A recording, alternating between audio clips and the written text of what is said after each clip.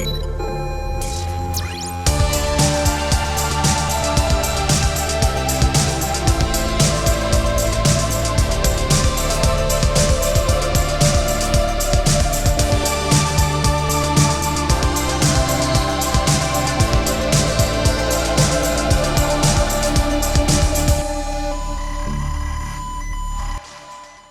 welcome to Season 2 of the Retro Brothers. We never thought we'd get here. You've got a nice background. I've got the same. My PC setup's been sorted. You didn't sort yours in time. well, there's a lot of things we didn't sort out this morning, so I didn't think we were ever going to get there even this morning. My PC's set up. The video conferencing system we use, we didn't quite get that right because I dialed in twice. And God, we're out of it. We're totally out. We're out of sorts. It has been a while, but we were trying to go through sort of how we're going to change the format. It's not going to change totally loads. You know, we're still going to have maybe news and other bits and pieces. Although today we won't. This is all about what's happening in the show and a few bits that we want to catch up on. We want to talk about some music that you have released for Retro Brothers from your own label. So we'll talk about that. And we're gonna go through what's going to happen this season. You can see us now. You might not want to, but you can see us now. That's the thing. Yeah. Did I'm sure they could see us in 8-bit glory last time, though, on the podcast logo. They could have seen us in 8-bit. They could. At least you can put one 8-bit character to the real faces. Exactly. Well, those 8-bit characters are real. We were modelled off that. So, yeah. You mean we're modelled off 8-bit? So we. Oh no, we were modelled off that. Yeah, no, we were definitely modelled off that. Yeah, it's the other way around. They're the better versions. Looking at the pictures, yeah, exactly. So, what's happening in Season 2? We've got some new music, which you're going to talk about in a second. We're on video, and we're going to just like change the format. We're maybe taking away the news, because we're feeling that slightly sort of ruins what we're going for.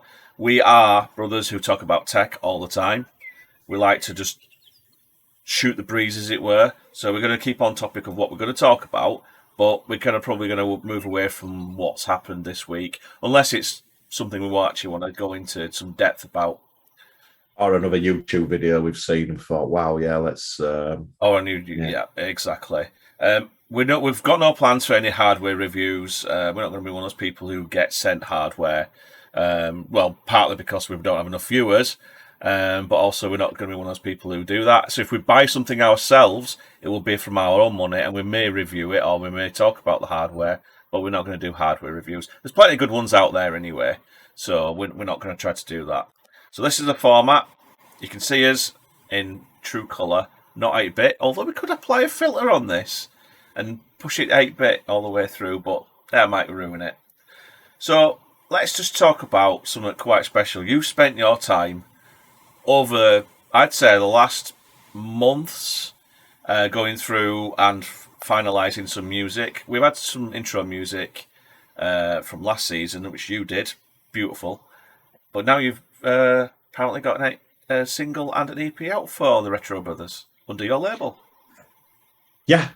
So the story goes. To be honest, so when I was looking at I was really looking at Season 2, so we were prepared. Really, we were trying to prepare to get Season 2 done for March, which was it March or early April? But, do you know what it was? But there's been so much going on. Yeah.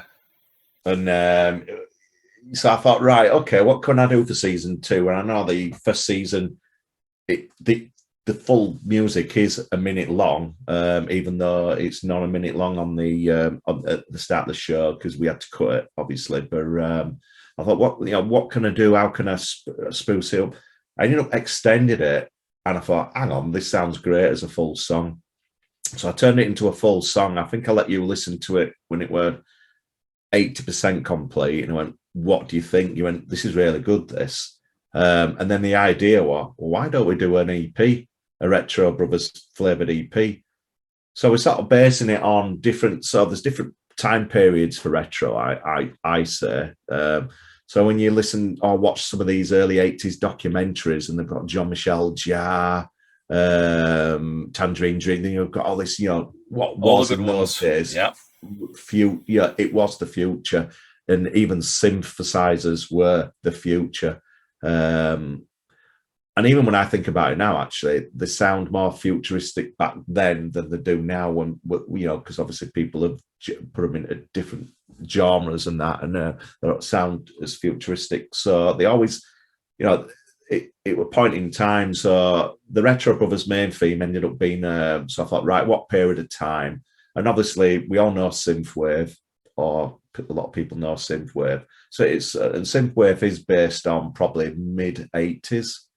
Early to mid, certainly early, but mainly mid-80s sort of synth music, and mainly American-based themes. Because we've had this talk before about synthwave didn't really, that music didn't really exist too much. It's more American-based, I think, themes. So you've got you've got Airwolf and things like that. So that's it's got punchy drums to it, really full on synth sounds, Miami Vice, things like that. So that first song's based on that. Then I thought, okay, so what shall I do next? So I thought, okay, I'll go up to the late 70s. So then the second track's called Pascal, which is based on the programming language Pascal. So it's basically 70s based. So it's got on a 70s flavored electronic piano in there, and it's very so it's very laid back, but it's got lots of harsh, basic, what I call Doctor Who mid-70s lead synth sounds in there. If you listen to Doctor Who, it's got BBC, radiophonic workshop type stuff mixed with, a nice electronic piano in there. And then the third track, Random Access, which is the single out on the 3rd of June, a day early. And actually you can watch the video. The video's on my Facebook page, Eltron, ELTRONN. Don't ask me why I put 2 N's in there, because nobody can search for me. It's ironic, I'm sure. I should have done 1 N, but if you put that in, it comes up with all sorts. So so it's on my Facebook page, but it's also on my YouTube channel as well. I do have a YouTube channel, Eltron. But Random Access is another, it's like the main theme, but I kept it under 4 minutes to make it into a single. And that's definitely, I tried to get a bit of a mid-80s, late 80s Prince flavoured type. What would Prince do? Of course, Prince would do better than... it's definitely late 80s. It's a good it's track. Definitely late 80s electronic pop. So it's how synthesizer music evolved. And I've even gone full steam ahead. It's got a saxophone in there. That's a nice piece towards the end. I love the saxophone. It does. Yeah. I thought I'm going to push the boat out here, and I'll actually go through how I did that. And then the last one's New Dawn. It's a very big ambient 7 minutes. We're coming out of the 80s into the 90s. So I started using digital synths, digital things. So it's like it's a soundtrack to 16-bit, the new dawn of retro, because it is retro, isn't it, these days? The PlayStation ones. It's totally retro now when you see the graphics. Yeah, I feel like and that's what it was. But to people, it was like a new thing. You're coming out of the weird analog-based sounds into digital, and it does have a lot of digital-based sounds in there. Well, I've got the YouTube video loaded up, and what I will do is I'll just, as we finish today on the video, I'll just start playing it, but then I'll put the link at the bottom. I won't play it all the way through. Please click on the link. Give us some feedback. Give you some feedback. You have got some talent there. I can see some influence from artists like Gary Newman and other people as well. So, who obviously you're a fan of. But yeah, totally watch it. Give us some love on that, because how many podcasts have their own EP and single? Not many. Yeah. So I'm really proud of what you've done. I really do mean that. It's really good what you've done there. Yeah, and really let us know if you want more merchandise on this, more Retro Brothers themes, because I even thought of doing a vinyl, a red coloured vinyl for people to buy. If people want this stuff, let us know, and we can make this stuff available. Because obviously at the moment it's all on digital format, so it's all on the on the 4th of June the EP does come out, so you can listen to it on all the digital platforms, which we're going to put a link in also. But yeah, so all we're going to do really is just give a little tour of what I actually used. So obviously I don't have is lots of analog equipment, lots of, and there's loads of musicians out there who collect sims, and I've been down that avenue. I've been down that rabbit warren of racks and racks of kit, and probably use about 10% of it. And it's like, yeah, it's sat there and it looks nice, but it's a lot of money just to sit there. So, and space, I don't have the space. So a lot of it, I sort of looked at, right, what genre, right, what am I going to use for that genre? So I'm going to, and in the one thing I've not put, so I'll put in the link, a link to, so I used Roland Cloud. Roland Cloud is a subscription-based plugin. So basically, Roland over the years, all their sims, so late 70s modular style analog sims into the 80s, Jupiter 8, Juno 106, which is really what people, the synthwave type stuff, all the way to the Roland D50 and all, into the 90s and so on. They've actually released plugin software recreations of all their sims. So it's subscription based.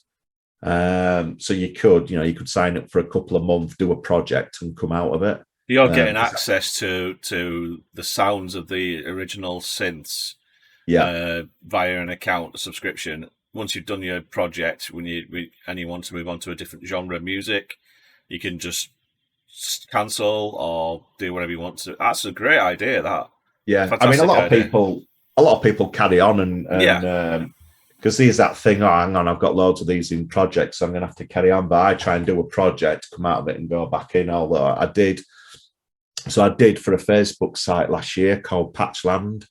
I wrote some patches and I won a competition month, so I got I won a year's subscription to Roland Cloud, and I'll show you why for this here. Let's have a tour, then let's have a quick look around. So, you'll have to mind the camera, everyone, but here we go. New stuff. But it's got absolutely loads and loads of stuff on there. So obviously, I use the iMac for recording using Logic Pro. That's the sound card I use, or not a sound card. So it's basically, for anyone, it is a sound card, but it's a mixer without the controls. But it's a mixer in a box. So around the back, there's 18 can't remember, 18 inputs, I think, and the same outputs. But obviously you've got your phantom powered inputs there, and then round the back you've got the other inputs. So we scram around. That's what you made me buy, Dave. That's got nothing to that. So so DaVinci Resolve. So the video is the first video I used DaVinci Resolve with, but I didn't use this because it wasn't, just because it at the time I didn't realize it needed to be charged, so I didn't use it. That is used on 2 tracks. That's Pascal, which is the 70s based, and it's also used on New Dawn. Even though I said it's digital, it is. So this is Behringer have started making synthesizers based on famous sims. So this is based on the Moog Model D, but they've called it the Poly D, and it's got the, so for people who know music, so the Juno 106 chorus effects gives you that fat sound, that 80s sound. So that's used in a lot of stuff. And this is the mainstay, basically. So this is the Roland Phantom workstation. And this really is what everything, a lot of these sounds come from. It's my main keyboard. So it's got, it's called Zencore. So it's got 4 Zencore processors in there. And it allows you to, it models old synthesizers as well. So there's 4 models in there at the moment, like the Jupiter 8, Juno 106, they're in there. But the electric piano sounds that you heard, all the drum tracks, all the drum sounds, they're all in there as well. And the very, very late edition, so on the last song, New Dawn, you'll hear a very weird, strange bass. That's me. So I actually got myself, and this is very 80s inspired, because I don't think a fretless bass. Nice, so that sort of gives the sort of the EP and a sort of a bit of a ergonomic sound, really. And then obviously I managed to get that set up. Nothing to do with my music, but obviously all about what we're it's about. all there. One thing I want from anyone out there, if anyone knows how to have dust covers for retro kit where you can actually still see it, so see through. Because at the moment, molded, molded. These are going to get dusty, and I know they're out there, but it'd be great if anyone could come up with anything. And what I also did, because didn't have this, so I brought all my music upstairs from downstairs, my turntable, and obviously I've got some bits and bats. Don't know if people recognise that. That's Akari. I think that's Akari Warriors. But that came from Crash. So if you see Crash there, so I joined a Kickstarter and got Crash and got that as well. So Kickstarters every year, the guy does Kickstarter for Crash annual. Very good annual actually. So I would definitely recommend it. So that's the equipment. It's not racks and racks of analog, but the plugin, Roland Cloud's brilliant for the plugins, and I would definitely recommend it. There's a lot of you can sign up for the car, and there's even, if you go on their website, that they even allow you to test drive a certain one every month, so you can go in and test drive it. You probably don't even need a controller keyboard. It's quite impressive what you can do these days, I mean, I remember years ago you did have racks upon racks of various keyboards. Yeah. And when we talk about keyboards, we're talking about music keyboards. And that's all gone now. What you're able to do just with the sound card and a few other pieces of equipment, it's incredible, because you're able to subscribe and get those different sounds and different sort of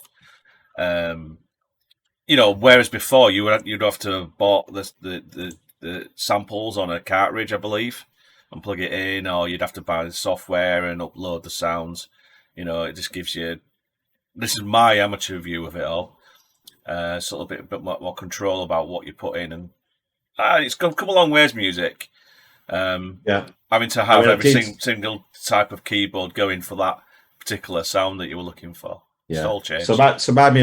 So my music normally, when I start it, it's not always vocals. It always starts as an instrumental, and I think, right, I don't think, right, I need to do a song with vocals on it. It's just like, I'll sit down, start a song, probably nearly, not every day, but I get bored. So if I start a song and it's not going nowhere, I park it and I just start a new one. And then I always end up going back to one when I start going back through and bringing it. So they don't always come up with vocals. Now, Eltron, a lot of them has me singing on it, but I didn't feel these wanted me. But so who do I use? And, again, for anyone that's starting out, so there's a website called SoundBetter. So it's www.soundbetter.com. And again, it's in the show notes, so we will put it in there'll be a show, And if you click on there, you've got, so you can sign up. Account's totally free, but you can go out there and start searching for producers, mixers, singers, female, male backing vocals, bass players, guitarists, keyboard players, drummers. They're all on there. And I decided that the main theme's it did have a sample on, but it's now me pitched. So it didn't really sound like me. But I didn't want to turn it into a full vocal song. So there's loads of samples in there, a bit like, you know, you've got in the 80s, you got, you know, Paul Castle with 19 and a few others where there's loads of samples. So that it's sat in there. And for people, so the Retro Brothers theme has a game loading at the start and at the end. So it's a sample from an actual ZX Spectrum game. I've not tested it because I don't know if it's cut out in time, but I've got a feeling if somebody samples that audio, it will actually come up with what game it is. Oh, so well, if someone wants to try doing that and seeing where they go with it and see if there's actually it's a real game. Yeah, which it is. It is a real game. So, but obviously I cut it out because obviously we copyright, but it's sort of, obviously you don't get the full game. But but it will bring up probably a little bit of the loading screen. So it'd be great if somebody wants to look at that. There's a challenge sample, and we'll allow you to do it. We're not going to and get upset. So Random Access, the single, has got a vocalist on, which come from SoundBetter. Again, that was only going to be just a verse. And so I just asked them. So basically, Random Access is basically about a fantasy computer game. It's an adventure game based on a female character, and that female character is in the game. So it's sort of, that's the female character in the vocal, and the video is the same. So I actually I persuaded her to. She didn't want to mime or anything, so just it's sort of shots that she already had, a lot of them, and sort of used. It looks really good. Yeah. So I used it. So again, the way DaVinci Resolve works is I didn't have enough for a 4-minute video, so I've tried to edit it as much as possible, so it's cut down. I've used the same sequences in places, but the way it's edited, you can't tell, and that's for anyone that does video editing. It's all about the edit, and I found that out looking at my old music videos that I've edited. They're very poor, so I'm going to go back and do them all now with DaVinci Resolve. I would say brilliant videos on how to do that. There's some amazing videos out there, and actually, you know, some of the tutorials for DaVinci Resolve will work for other editors out there, like HitFilm, FX Home. Some of the techniques that, you know, sometimes you don't always sort of realize what you can do with this software.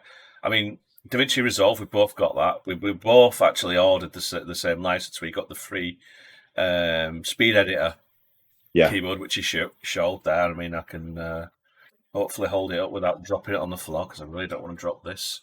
So there's the... it's very heavy. It's very weighty. It's very heavy. Let's see whether I can get it to... that's the blur taking effect. But yeah, it's a great speed editor. The shuttle is amazing. It is really solid.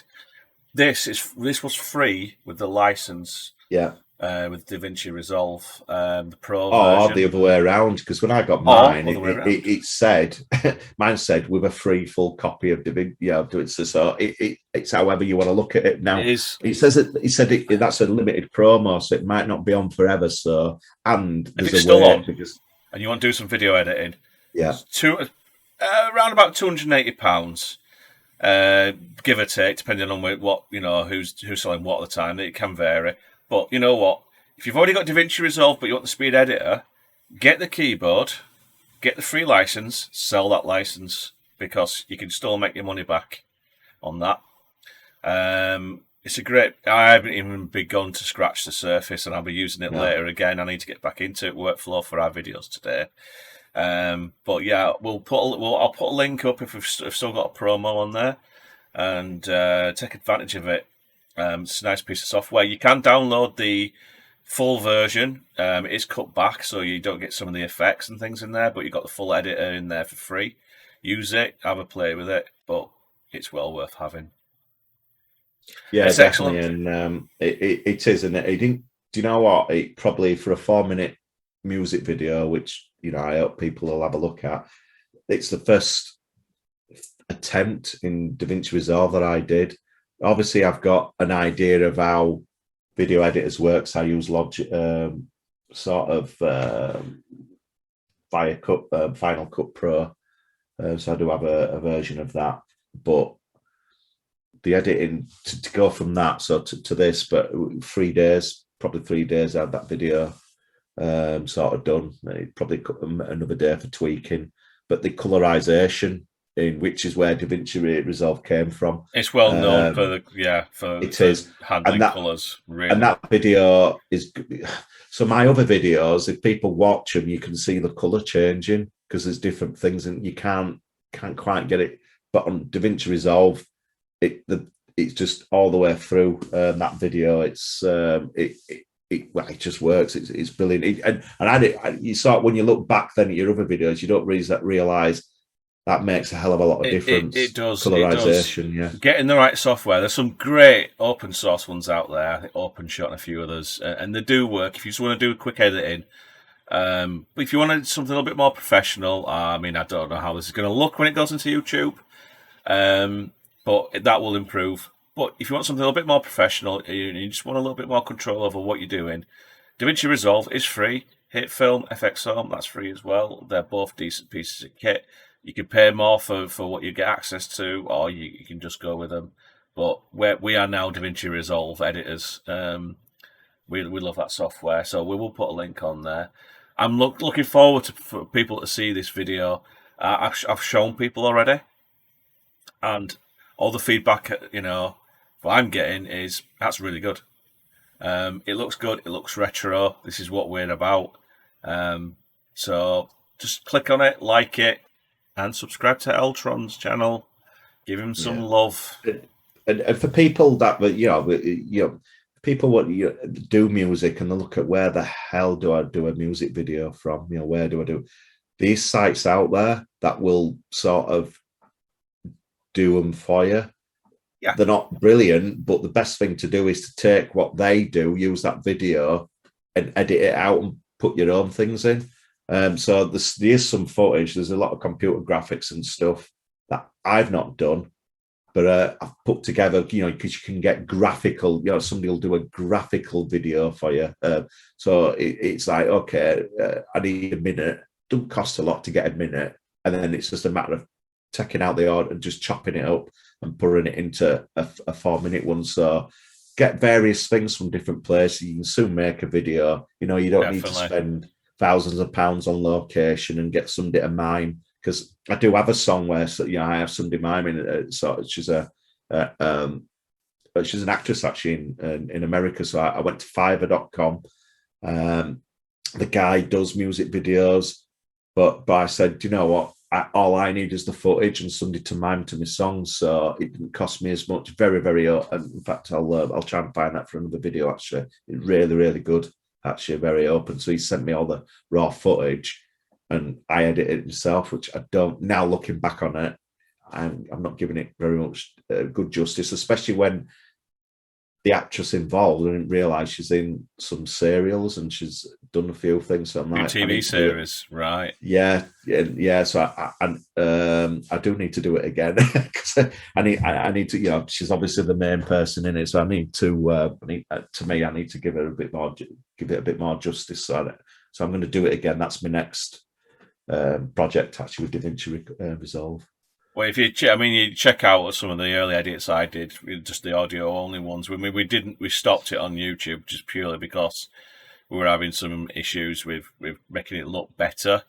So we took that view to stop put it out on YouTube on our channel, and obviously now we're on season 2, so we've got some video going on. We're going to try not to get too fancy on the sort of like the beginning titles and stuff. We are going to put our music in there. But hopefully as we progress and we get better at video editing using this new software, it'll look even more slick as we go along. And we're probably not going to stay in the same location either, because we meet up for a coffee and we talk retro rubbish. Well, it's not rubbish, but if people listening to us in a coffee shop, it's to them.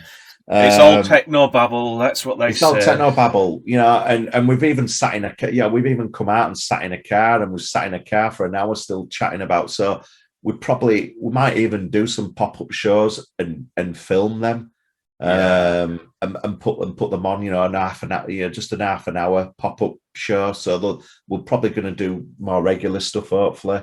Or even we're going for a walk somewhere. We sat somewhere eating an ice cream, going to talk rubbish. It's going to get It's going to be. We're going to try all sorts this season. We're going to try all sorts. See what works in between the episodes. Yeah, we'll try and keep it as natural as possible. We're not, these like you said, there's a lot of people doing formats, doing reviews and that, and there's some really good ones out there. So why compete? So it's all about a fly on the wall, sort of a day in the life of two brothers, the Retro Brothers. Retro Brothers, because we are old. It's not about just talking about retro tech. Yeah, we are old. We talk about new tech as well when we like it. So I'm looking over here. I've got my show notes over here. So just looking through. So let's just finish with 3rd of June, the single, and 4th of June for the EP release. It'll be on all the favourites out there, Spotify and all the other platforms.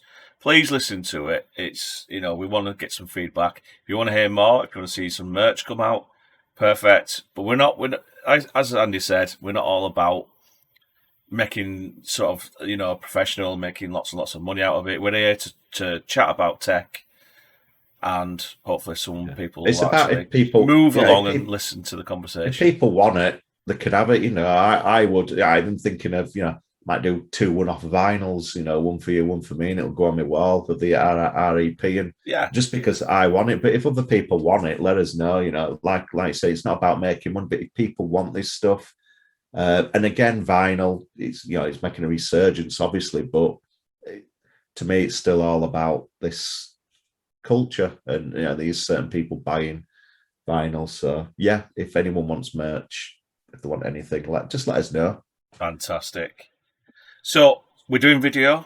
We've got a single out. We've got an EP coming out. I mean, it's all happening this year. We are, like you said, we are going to start doing some shorts in between the episodes. We're going to start uploading some more videos. It might be us sat in a car having a coffee. We've got to be a bit careful, so we'll probably avoid doing in the coffee shop too much, because people get a bit funny about being recorded. We probably won't do the coffee shop unless we sit outside, but we may. I was thinking, you don't know about this yet, but we may try to just sort of like do broadcasting on Twitch for those particular sessions, in bit of IRL stuff, us just shooting the what about tech, and when it's available, when we can again as well, going to trade show, going to shows. Even as local computer fairs and going around talking about what people have got, what they're selling, and stuff like that. And we'll be doing events and stuff like that, hopefully, where we do go to these places. Where we can, we might do a bit of live broadcasting. It might be half an hour just walking around so you can see what we're looking at.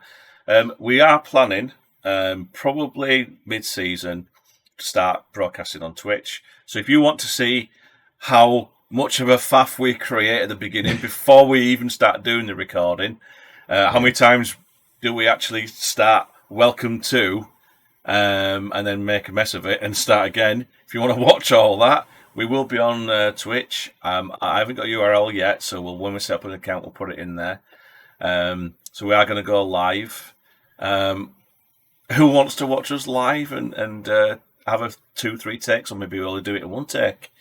Come join us, have a chat, and get some feedback from you guys. Hopefully, of what you like. We might get some new supporters on Twitch as well who want to. There's plenty of IRLs, chat shows going on there now. There's one or two too many sort of hot tub going on Twitch at the moment, so hopefully our show knocks a few of those down. There will be no hot tub streams from us, because you do not want to see us in a hot tub. No, although you've just got a swimming pool. I have got a swimming pool, and it's not quite as grandiose as most people think it might be, but we could, in theory, do a swimming pool live Twitch. I don't think that will ever happen, because you don't want to see us in Speedos. No, not in Speedos. Well, we'd have to be retro, so it'd have to be Speedos. No, that's not happening. Unless there's enough requesters and we get to something like 1 million subscribers and they really want that, I'm gonna say, okay, we get a nice YouTube sort of we'll just trophy behind us with how many subscribers we get. Yeah. If you want that, do you know what? I'll pass it out to you guys out there and girls, and if that's what you want, that's fine. We will. If you We might have made a mistake by doing that because we might just have like lots of people, thousands of people saying you should do it, and I'm sure they will. I'm sure they will, and I'm sure we'll oblige. But I might have speedos on, but I didn't say I wasn't going to be clothed. Oh, I didn't say I wasn't going to be clothed. So a wet t-shirt competition with me t-shirt on. Oh, I think that's too far. We don't want to be doing that. No one wants to see moobs. not ours. Exactly. Yeah. So I've got a question for you. A while back, we talked about these sort of pseudo consoles and computers that you can have now these days. So it's not an emulated machine; it's emulated CPU and a machine on top of that. We looked at a few, Pico 8, and we said, right, by August, end of August, we will both have written some form of game which will go onto itch.io, and we promise we will do it. We will release it. We'll both release a game finished. Doesn't matter how good or bad it is. On itch.io for people to download for free. We ain't going to charge for it. But you've been going down your usual rabbit hole of looking at alternatives. Do you want to talk about a few? Yeah, and the reason why I do, and there's a reason why I do this, although I'd never admit to it or anyone, and I'm sure lots of people do. Whenever you download a new bit of software, programming language especially, you've got to learn it. If I, and I don't, sometimes I'll download it and I'll have a quick look there and then. Everyone does. Well, no, they don't. Some people download it and so I'll look at that later and never ever look at it again and spend a fortune. So first couple of days, I sort of had a look, got my way around it a little bit. But I normally find that if I don't invest enough interest in it and go, right, what else is out there? And that's what I do. So I didn't touch Pico 8, which is what we've been looking at for a while. And I thought, right, what else is out there? And I just happened to have rebuilt my PC, although you'd never know this morning. And Steam obviously is one of once Windows is on, Steam's one of the first things that goes on it. And lo and behold, an offer came up. Oh no, not the offer that's on now. So Basic 8, which is on Steam. Now, I'll just bring that up. Hang on, Pico 8, Basic 8, is it similar? And it is.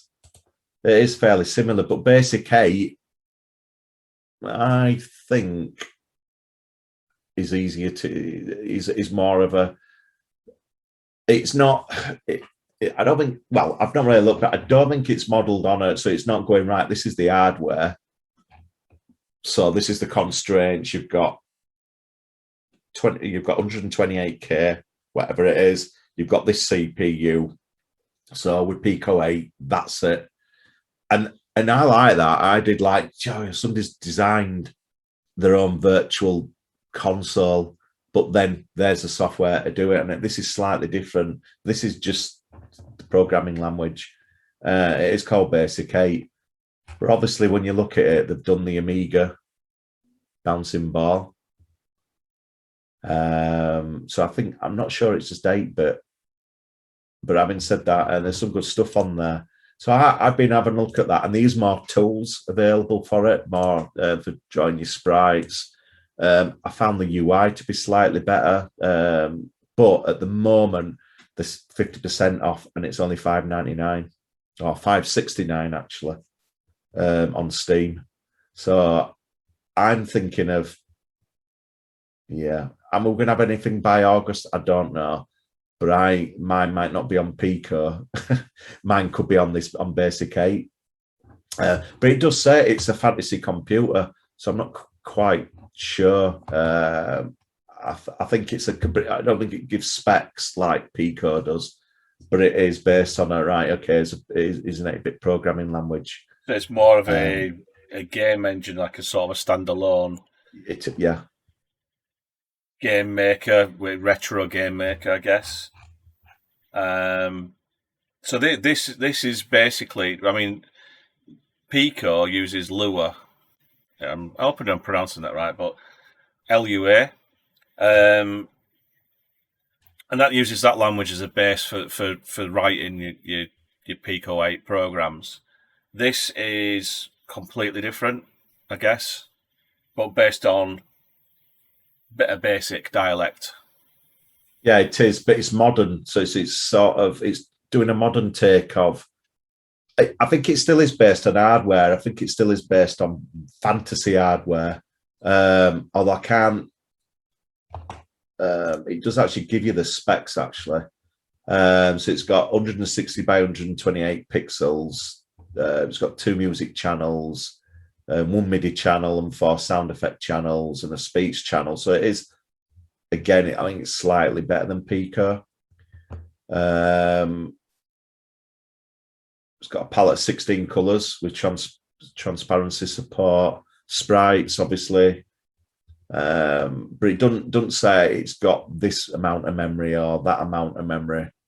But it does give you a basic, this is what you're working to, as in graphics capabilities and stuff. So it's got gamepad support. Can't remember if Pico 8 does. I mean, it must do. Yeah, I think it does. I mean, I'll be honest. It's why I'm smiling when I say we're going to get one done by end of August. I've not had a lot of time with Pico at the moment, but I am definitely. I've got lots of good things going on, including like sort of all the changes we're going to do with this. But I'm going to sit down and I'm probably going to do what a lot of developers do and just sit down in a room and take a bit of time off. I'm going to do just slam a game out. It's easier to do it that way. If I just spend an hour a week learning a new language, it doesn't work. So I'm going to sit down and sort of learn, make sure I know what I'm doing with it. One thing I'm struggling with Pico at the moment is it doesn't have detection for collisions, so you have to write it yourself. I'm not too sure whether this has probably got it, but yeah, this does feel like a game engine where you can distribute it just like Pico. It's got a player, so you can do it on web or whatever else. This has got a lot of API support on it, so you can actually take what you programmed and put it into something else. But there's bundles, so there's game kit bundles on Steam as well. So Bitwig engine, you can get some sprite builders. So, and again, for 17 quid, you could get other third-party sprite builders, but that you can use that within Basic 8. So Basic 8's not a close pack like Pico 8. It is what it is. But Basic 8 is it is what it is. We're constrained to this. But however, because the APIs, you can use a different sprite builder or use something else and bring stuff in. So there's some great deals on there at the moment. £17, you can get Bitty Engine, Basic 8, and Sprite Editor. Even though I've not done it yet, I keep getting the emails, so I am very, very tempted. And the bouncing ball that it shows, like the famous Amiga Commodore, it's there. So I'm not sure if that's 8-bit, but I mean it does look 8-bit because it hasn't got the shadows and stuff. But I think by doing that graphically, it probably might be better than Pico 8. But I'm not putting side by side. But just looking at the UI and looking at some of the stuff in the workflow, to me, this looks more like what I'm used to. Yeah, I see what you mean. I see where you're going with. Obviously, Pico 8, the editors in there, the Soundwave editors based in there, so it's all within the actual game, within the machine itself. Whereas this, you can use external tools. I mean, I know Pico 8 does support that, but I think the idea was to design everything within the machine itself. Whereas I'm not saying one's better than the other because I think it depends on how you work. But I do love the vision of Pico 8 is, right, this is the hardware, even though it doesn't exist. Whereas this has sort of not got hardware, but it's just got, these are the limitations, this is the specs for the graphics and that, but it's not talking about hardware. I mean, obviously, reading through the description, you can use their editors. Yeah. So it does have a built-in tool for editing sprites, tiles, maps, and everything else. So you can just do it within there, can't you? But yeah. I don't know. I mean, it's what, $5.69 at the moment. I mean, it's nothing. I'm talking pounds here. So maybe about $10, maybe something like Yeah. that. That's a pretty decent deal. I'm not sure about the bundle because it's made by the same author, but the engine, the Bitty engine, looks Yeah. like he's just done another engine. So I'd probably stay away from maybe buying that personally. But yeah, I might push the button on the actual Yeah. I mean, you sale. can. It gives you access to the manual, so you can actually download the manual, look at it first before you even buy it. So there's obviously he's got a website as well, but the manual, so you can view the manual as well. There's a link in the description of the game in there, so it's probably worth. And a lot of people obviously have reviewed it. There's a lot of recommendations. A couple of people haven't, but again, It's positive, so that's good. It is, yeah. It's personal taste, but I think it's definitely worth checking out. And because I've not invested time in Pico 8, I may look at this and to do something by August, which, God, you might even get a title screen from me. I honestly think if you just spend a week back, like we'll have something. Maybe learning. Because you obviously by trade you haven't done development for years, whereas I do after sometimes. So I'm probably I will have that advantage. But I think if you spend maybe a week just learning the language and then another week sort of trying to bash out a game, I think you probably could get away with that. A bit of a sort of hackathon style. Just spend some hours. Right, this week I'm going to totally just bang out a game, and this is what it's going to be, and do some title screens. I think you'll surprise yourself. Yeah, of course. I promised too much because I've also got adventure on. So I've got the Spectrum Next adventure game, which actually, so that's what I did mention actually. So the music for the EP, Retro Brothers EP, the third track where it talks about it's a fantasy game, it talks about it's a woman character, and so in there that is based on the game that I'm doing an adventure on. It's a loose idea, so I just basically took that and went, right, I'll make a song out of it. So when I do finish the adventure game, we'll have an adventure game version of that song, which that should be good. Loosely. So I would say I promise too much and deliver nothing. I would say to anybody who's learning a new language, now just looking through the reviews of this, if you've never touched BASIC before or done any sort of programming, a few people have kind of sort of commented on given the negative review saying you kind of need to know a little bit of BASIC first, the dialects. So I would probably go out and have a bit of a play with some online emulators and learn some BASIC first before maybe jumping into something like this. Yeah. I would say anybody who's learning programming, come up with a project, go tiny, small. So if you're going to develop a game and something like this for the first time, don't go, right, I'm going to have a shooter or multi-parallax scrolling platform game. You might want to just do something like a Manic Miner, where you have one screen, the title, and you have maybe 2 levels at the most. And you just have static screen and you jump around and you've got to leap over a few objects just so that you know how to load sprites, do a bit of collision and that sort of thing. Minimal. Oh yeah, because you need to do that. Now there was, and you've actually so I did a Manic Miner style game for the Spectrum years ago. Now there was a really brilliant game making software application for the Spectrum. It was called Platform. I think it was called Platform Game Maker or something similar. And you could create platform games. You could draw your own sprites in it and that. And you didn't need to do programming like it did all the detection for you. You just drew it on the screen, so it like a map. So you drew your characters. Obviously, if you played it, and obviously when you were jumping, it hit the girder above, you'd have to redo it. Just move the platforms and that. But yeah, when you mentioned that, I thought there were one where you didn't need a programming. Now, if somebody knows or remembers it, but I'm sure it was called Platform Game Maker for the ZX Spectrum.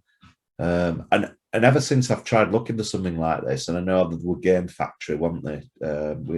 Which was something similar. Yeah. But by then it needed a bit of programming because people always want something a bit more complex now. I think you always do need to know a little bit. You do. I mean, even go for Pong. Yeah. I mean, something as simple as that. There's plenty of examples you can go for out there. Yeah, people do try to make complex games, and then they realise how much work's involved in coding, and I sort of give up. So, I mean, I remember one of my first successful games was basically I copied the Lemmings, and I didn't import them. I actually redesigned the Lemmings sprites, and animated them, and it was the same sprite, and they just came in randomly in the screen. I had a cursor changed to a crosshair, and the idea was they came into the screen. You had to shoot them. That was it. And every time you shot one, you got a score, and then it would up the level. The level was basically there would random. It was so many lemmings per game, and say like the first level might be 5, and they're coming nice and slow. By level 20, 30, they came in really fast. It was almost impossible towards the end. But it was randomised where they came in from. It was just a set number of lemmings every time and a set speed based on the level number. So something like that, I think most people should be able to do. I mean, really, if you know a bit of programming, you probably better knock that out in an afternoon. If you don't, spend a week learning the dialect and how it works.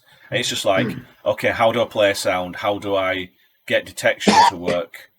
How do I get an animation to be played and then move that sprite on the screen? And once you've got all those, and you can combine them into sort of a program. And you know what? Some people will sit there, and if it allows you to do it, you might break it down into functions and things. Don't do that. If you've got one big main function, that's sort of the main game loop function, throw it all in there, get used to it, get a working game.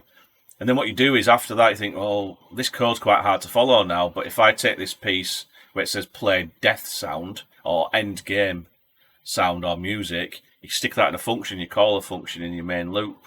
And there's like, you start to break it down and make your code a little bit more neater. But you have to do a game by the end of August. There's no getting out of it, It's not if I get a title screen done, that's it. It's got to be a working game, and it can be as simple as you want. It could be guess the number game if you really want to do that. But you have to do one. I'll have one. I'll have one. We promised. But I'm gonna make something simple as well, because I know I could probably spend a bit more time and do something a bit flashy, but I'm gonna have a nicely polished looking game, nice and retro, up on itch.io. But if you want to do it on Basic 8, it's going to be a retro game, so go for it. Yeah, it just it wasn't on YouTube. It just pinged up, probably because it knew I was searching for stuff, and obviously I got special offer, and it kept coming through. I thought, what is this? So I looked at it. I thought, Basic 8, is that like the new version of Peacock? Because it's just like obviously the naming convention, but I looked at it, I thought, this looks okay actually. So yeah, I'm going to look at the manual and have a look at it, but I'll for £5, 50% off, and it's not a lot really, even if it were full price, to be quite fair. I'll put the link in. It's on offer, ends the 1st of June. So this video's going out today. You really don't have much time left to grab that, if the sale's still on by the time we're finished. And that's in the UK. There may be not the same sale in other countries, other regions. But they always do. To be honest, the last one were 40%. So I think there's always a deal. There's always a deal to be had. Summer sales will be coming up in Steam soon, so keep an eye out. And it's not expensive anyway, full price. No, it's about £11, £12, so about $18, $20 or something. Yeah, I don't know what the exchange rates are at the moment. I might grab that today because it's running out. Yeah. I'll have a play with it. I'm not sure where I'm going to land with what I'm going to use. I might even find something else I'm going to use. Yeah. If I do, I'll give you a shout on that. But yeah, I'm going to grab it because you know what? Let's support these indie developers for a price like that. Definitely. You can't go wrong. Definitely go for that. Is there anything else you want to talk about that? No, I think that's enough on that one. Great stuff. So I know you touched upon sort of what you did for your music, and you touched upon a service called SoundBetter. Do you want to really sort of add anything else to that? Because I mean, for me, I always thought a musician would play their own music. They might go out and buy a few samples. They might, sound packs and all that. I mean, this is my view. And then they might get somebody to do a recording. They email it over, send it over, however, upload it to sort of a sharing service. But there are sort of like online professional websites now where musicians can contact other people and be able to provide saxophone or whatever else. Do you want to go on, because you've got that in your list? Do you want to say anything else about SoundBetter? So obviously with SoundBetter, which is the service I use for the vocalist, on the single that is out, Random Access, which the video is available now. In fact, if anyone goes onto soundcloud.com and searches Eltron, the actual EP is actually available now if people like to use SoundCloud. So it's already on there. But Random Access does have, I pushed the boat out a little bit. So what you do is with SoundBetter is you create a job and you just send it out and you go, I'm looking for this. This is, and you don't have to do, depends where you are. I put a link to the audio where it is now, and I go, I'm wanting a saxophone at this point in the style of, and then I put some other saxophone stuff in there and what the style it was, and then you get people bidding for it, basically coming back and going, I can do this, I can do that. Or the other way, you can go and search, find someone and message them, so basically create a job with that person only. It does give you a choice then of saying, do you want to go out to some of the other people? But if you like his work, you could just do him. Some of them do post the rates on there. It's not expensive as you think. It depends where they are and who the artists are and who they've worked with. So, if the higher the caliber, sometimes the more expensive they can be. But if you need to use that person, that style, that's great. Because I only needed 10 seconds. There's a lot of upcoming people in there as well, so you can get some, people, will do sessions for $30-40 sometimes. So I think if you've got an idea, and you've done something but you've not completed it, I think this is a great site for people to finish the songs, collaborate with other people, and they do, yeah. So the work gets sent back. It does have its own ecosystem, messaging system. So they do deliver stuff through there.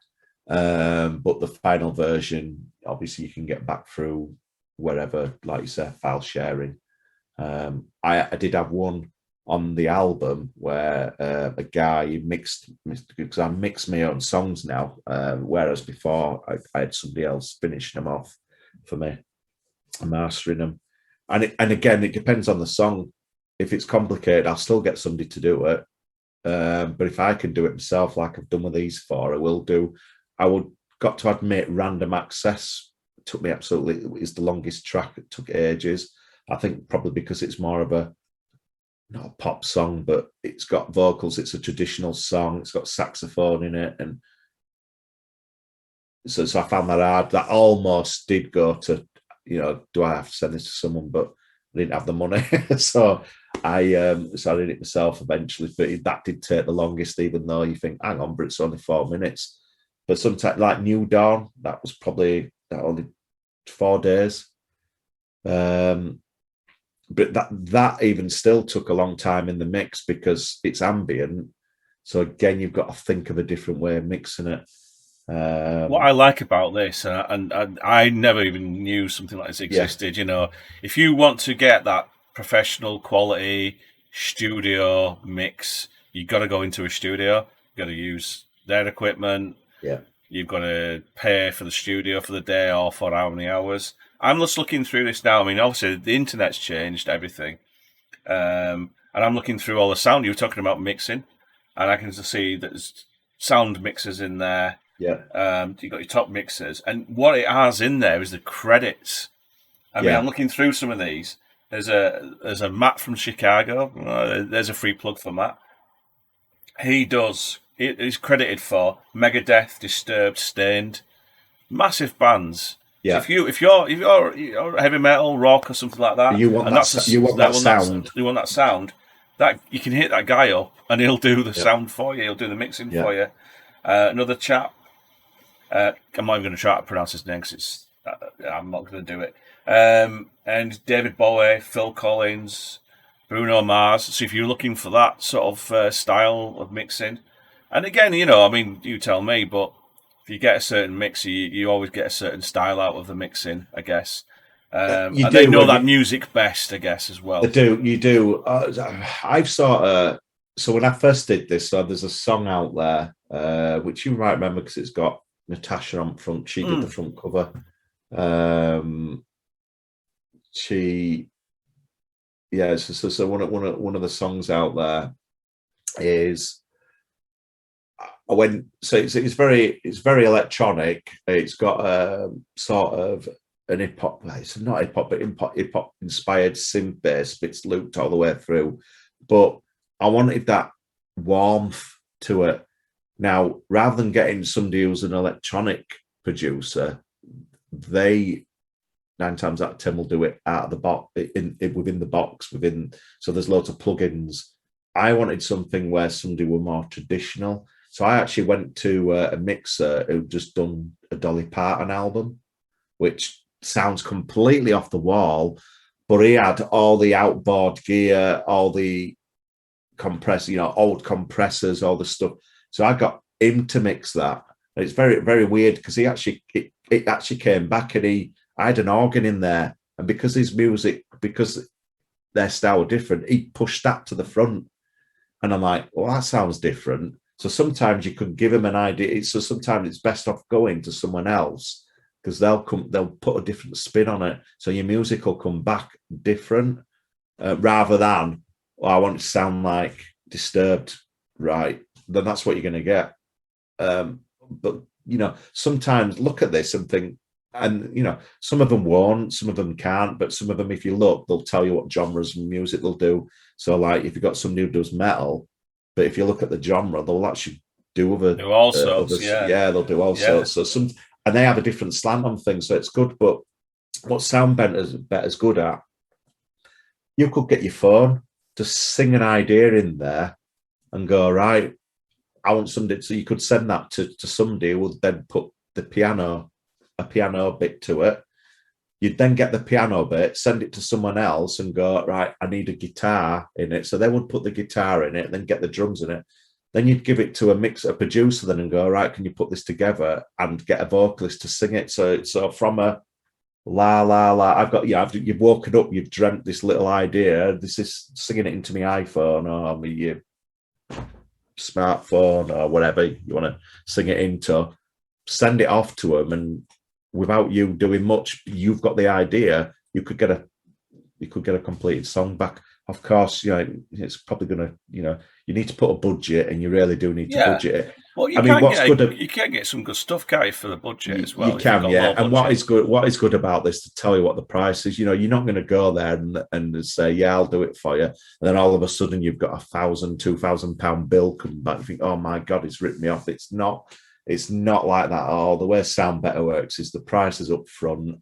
I will do you a piano to what you've done, and you can have 5 amend. You can amend it 5 times basically before I charge you an extra $10 to amend it past that. Virtual studio, I like it. This is the way to go. And I mean, I bet these people made plenty of money over the COVID period when everyone locked down. So this must have totally perpetuated a service like this. But there's other platforms out there where you've got a mixer who's virtually mixing it while you're on with them. So you're telling them how to sound, and you can have people feeding their audio straight into it. So you could have that. You can have that studio vibe without being there. I don't think it's quite there. I think there's a little bit of lag. Obviously, it depends on people's connections, but that is getting there. And then that's not taking away people who do own studios. And no, you can't. I mean, having a real studio to work to play in, it's still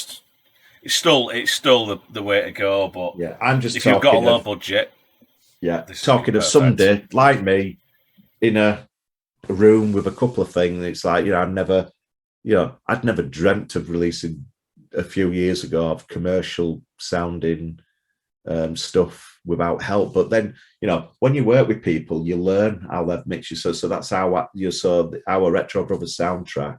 I've learned how to do it a little bit different. People have told me what they've used and stuff. So you do get a lot of. I tend not to go on. It depends. There's a bit of I think there's a trap on anything in there on how to edit videos, but on mixing, how to make 10 top tips and how to mix, but that's their 10 top tips. Might not necessarily work for you, or it might not necessarily be the top tips, but you can still pick up, hang on, so they're doing that. Okay, so I'll pick that idea from there.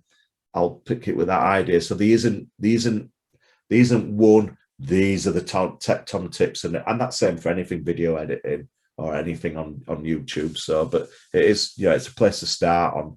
Okay, because you can get free plugins, you can get free DAWs, a controller keyboard, you can get one for about 60-70 For the people who don't know what a DAW is, quickly, what is that?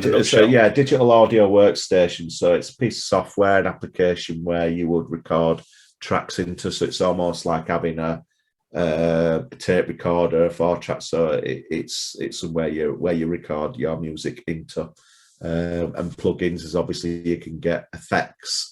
You can get synthesizers, you can get other stuff in there to help you, and these better. But yeah, there's free versions of professional DAWs as well, and there's even really low paid ones for about £40. You can get the light version, and then once you've got used to it, move up. I do know PreSonus. Obviously, I'm looking at their mixers at the moment, but so PreSonus Studio One is a good one, because with that they do have sort of low end, but you can subscribe to their professional version. So you could try it out for a period of time. So one of the days where you had a keyboard, maybe an Atari ST, and a MIDI interface, and that's it. Yeah.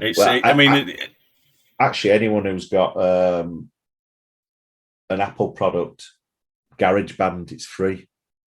And it is basically cut down version of Logic, and it is very much capable of being able to record. That's great. So that's goodbye from me. It's goodbye from me. And we'll see you definitely next week.